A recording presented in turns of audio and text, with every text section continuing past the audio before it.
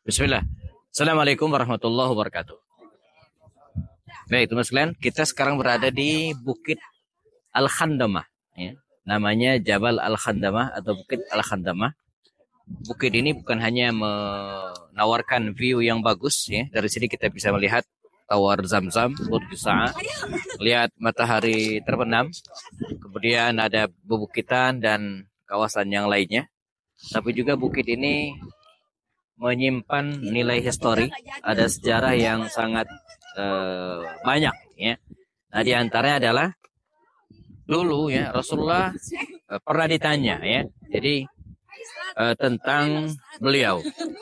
Jadi Abdullah bin Abbas itu, Abbas bin Abdul Muttalib pernah ditanya oleh beberapa kabilah, ya, Sif lana ibn akhik, ya, gambarkan kepada kami tentang sosok Rasulullah.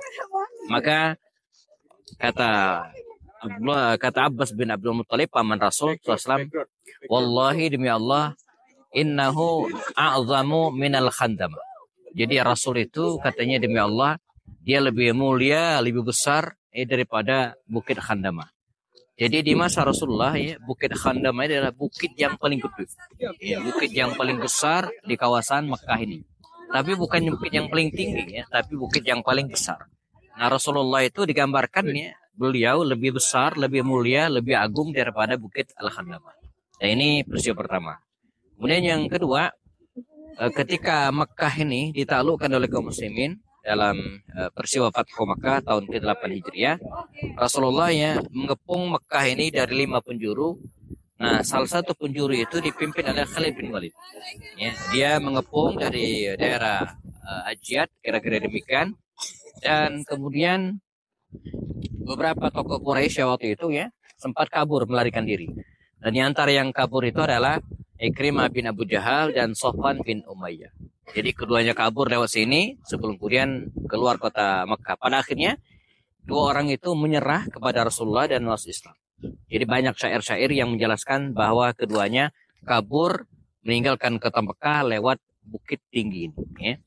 Kemudian peristiwa yang ketiga penting juga adalah dulu, ya, bukit ini dijadikan sebagai toren air, tempat menampung air.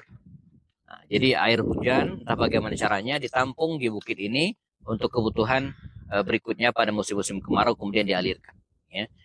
Kemudian Bukit Khandamahnya juga punya sejarah ketika Rasul hijrah ke Taif, ya, hijrah ke Taif dan pulang dari Taif, Nabi diusir oleh penduduk Taif, diusir, dan malaikat Jibril menawarkan kepada Rasulullah, ya, kalau dibolehkan, ya, saya akan mengangkat Al-Akhsyabatain, 2 bukit besar di Mekah, kata Jibril, untuk ditimpakan ke penduduk Taif, ya.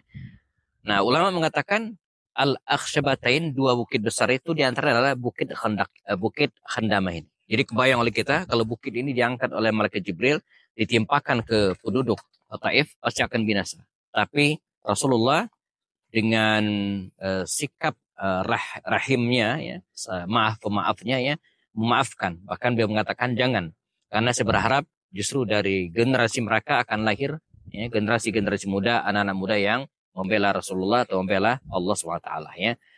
Nah, yang terakhir, yang kelima, bukit ini menjadi semacam pemantau, gitu kan, bagi penduduk Makkah waktu itu, ya, kalau mereka kedatangan musuh. Karena walaupun bukan bukit yang tinggi, tapi ini bukit besar, dan dari sini kita bisa melihat banyak hal. Sehingga alhamdulillah kita hari ini bisa berada di tempat ini, teman sekalian, ya. Selain menikmati view, sebentar lagi akan tenggelam matahari, juga kita bisa menapak jelas sedikit tentang sejarah Bukit Al-Khandamah.